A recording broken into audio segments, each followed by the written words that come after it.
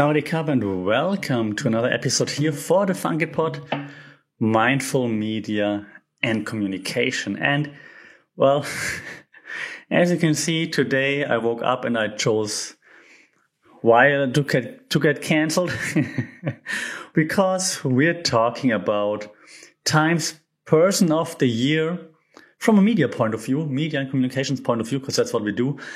Times Person of the Year. It's Taylor Swift.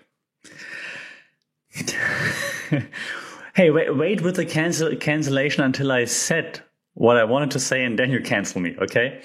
So, Taylor Swift, Times Person of the Year, right? And I mean, as you know, like Time Magazine is like known for this very illustrious Person of the Year choice, right? It has that, I know, Zelensky was it once and I forgot, Hitler was it once, Putin was it once, and now it's Taylor Swift. Like, I mean, in a year that features the likes of, I don't know, like the pandemic lingering effects still to some extent. We have the Ukraine war. We got the Israel-Palestine conflict, of course. We got economic downturns that probably make you and your wallet weep at the same time. But hey, who needs world peace when you've got Taylor, right? So isn't this like, I don't know, this is like choosing a donut over a salad? Like, you know what's better, you know what you should be choosing, but it's just not as tasty. And that sugar rush is just better in the moment than maybe the healthy-ish salad choice, depending on the salad, of course. So, hey, I promise I will also say something nice about Taylor Swift. So don't just cancel me yet. Listen to the end of the podcast, because it's good for the algorithm, and then you can cancel me, okay? So let me put on my geek glasses for a second and look at this whole thing through the lens of, well, media studies, media theories, okay? Because, as you know, that's what we do here. So first up, I'm going to start with a theory that we've been talking a lot about on this podcast, okay? It's the agenda setting theory. So Time Magazine doesn't tell us to love Taylor Swift, but it definitely tells us to think about her, right? That's kind of like the agenda setting. It's not like they're not telling you explicitly like, hey, Taylor Swift is the most awesome person in the world, but by picking her as Person of the Year, they're going to put her even more into the limelight as she's been anyways, and like say like, hey, think about her, okay? It's like their way of saying, look, something shiny, something nice, something less depressing than all the war news and the economic downturn news and politics news and so on. Okay, so that's the agenda of Time, is like to distract you, to make you look into this shiny thing in this case. And I don't mean to objectify Taylor Swift, so don't go down that road. I know some of you were already typing that. I'm just trying to compare that Time is using Taylor Swift as a distraction. We look at something nice, someone nice, rather than all the depressing news. Okay.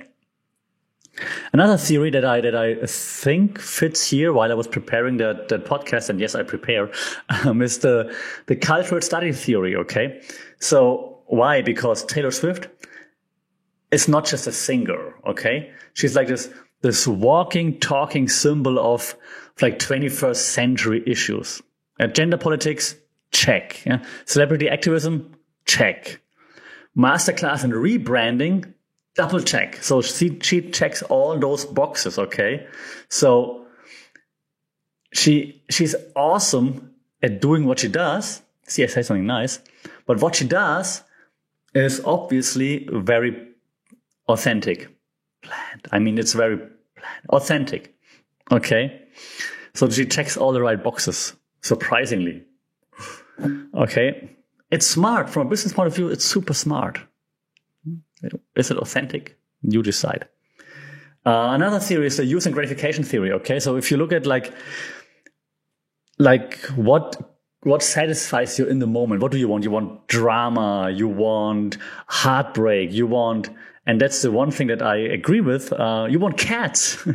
You get it all from Taylor Swift. Okay. Cause I mean, look at the Time magazine cover or the pictures with the cat, and it's fantastic. I have a cat tattoo here on my arm, right? So cats rule, Taylor. I agree with you. I had those cat backpacks first, though, before she had it. Just saying. But what I'm saying is you get it all. Okay. So using gratification, you're longing for some drama. You're longing for some celebrity news. You're longing for some heartbreak, for some romance. You get it all from Taylor Swift. So it's not just the songs. It's like this. She's a whole universe. You don't need anyone/anything else. All you need is Taylor Swift for your gratification. Okay. And again, that's super smart from a business point of view. Is it authentic? Ask Travis Kelce. But hey, we can also like cut a little bit deeper when it comes to theories, okay? Like the framing theory, for example. So yeah, framing theory goes a little bit hand in hand with the agenda setting theory that we just had. So Time magazine frames our perception of the world to some extent, okay? So what they do is by showing us Taylor Swift, right? It makes like life more, like I said earlier, shinier, maybe even brighter, more melodically like heart-wrenching, if you will. Okay, so they take the frame, they're like, hey, look at the world through Taylor Swift in this case, okay? Everything is like Taylor Swift themed in this regard because, well, that's their person of the year, that's the main story and so on. Okay, so that's how they try to frame the world view, so to speak, okay? One of my favorites that I found that fits while I was preparing is called symbolic interactionism. I think we haven't talked much about that yet on a podcast, so I'm going to slow down a little bit, okay? So you don't just look at Taylor Swift as Taylor Swift. You look at Taylor Swift as what she represents, okay? Because, like I said earlier, she's more than just a singer. She's like this cultural beacon, like a symbol of changing norms and values, and it's all packaged in this glittery pop persona. Okay, because I mean, she changed her style, she changed her perception, she changed the way she talks, the way she writes music, businesses, she changed everything. And again, I'm not hating on it. That's a very smart thing to do. And of course, you have to change. You cannot always be the same person, of course, right? So, but lots of the changes are like very symbolic. That's why I mentioned symbolic interactionism here. Okay, so she represents more than just herself. That's what I'm trying to say. Again, I'm not saying it's a bad thing, so don't get me wrong. I'm just trying to explain what she's doing and how smart she is about it. So hey, it's actually something nice I'm saying. If you haven't canceled me yet, good, because see, I'm saying nice things too. One theory that I also think that most might not look into is actually an obvious one. I think it's so in media business, we talk about media ecology, okay? Media ecology theory.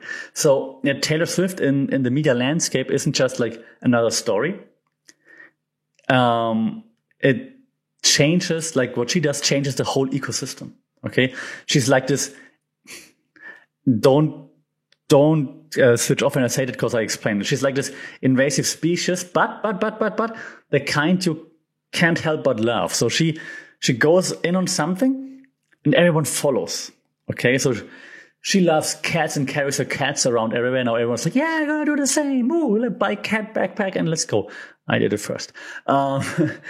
She I don't know, whatever. She changes her hair color, hairstyle, whatever. Everyone follows. She's dating a football player. Everyone wants to follow. But I'm exaggerating, but you see what I'm saying, right? So she changes ecosystem. She's a whole ecosystem. So if she goes somewhere, she does something, millions of people follow. Again, not hating on it. Okay.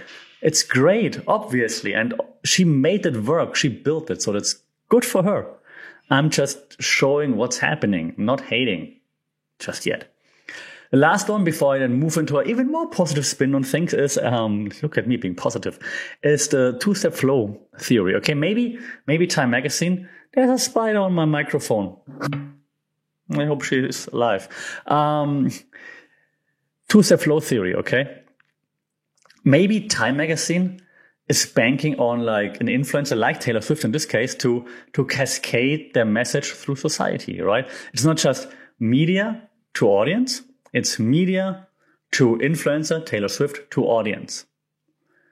So while probably Time magazine has a certain amount of readers, obviously, right? Taylor Swift probably has more followers, fans, and so on, right? So now Time uses Taylor Swift to reach a different audience and to also, make Time a thing amongst maybe the younger audience that follows Taylor Swift, but not necessarily Time magazine for their investigative journal, for whatever they are doing, okay? So that's smart, very smart. Also, then maybe Time can send some messages that usually this audience wouldn't allow to reach them via Taylor Swift. So it reaches them now, for example. Now, get ready for me being nice in a second. Yeah, so the counter argument to many things I just said, okay? Gonna try and play devil's advocate for just a moment. Okay? So entertain me. If you look at the world right now, the world's burning from all the ends, right? If we all know the world's flat, so all the ends, even if it's not flat, it still has like lots of burning points, right? So the world is burning from all different kinds of ends, okay? So is Miss America? What did they call her?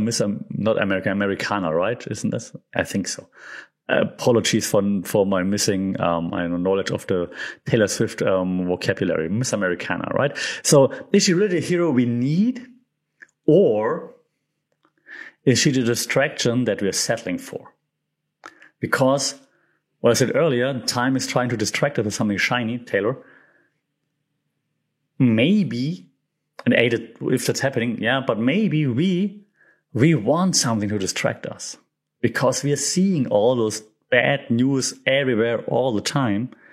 So in order to not go crazy, maybe we're actually embracing that. We're embracing Taylor Swift being everywhere so we can look at something nice for once and are not, getting depressed from Ukraine, Gaza, Israel, economy, conspiracy theories, Klaus Schwab, you name it, right? So, maybe that's also a reason why this works.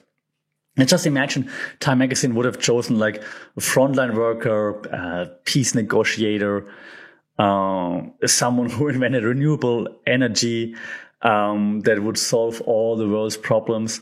Or like that guy, I forgot his name. I'm very sorry. The guy who's very famous on IG now, the photographer from the Gaza Strip, right? But no, we got the lady who brought us Shake It Off. And there's a reason, right? And distraction being one of the main reasons, of course.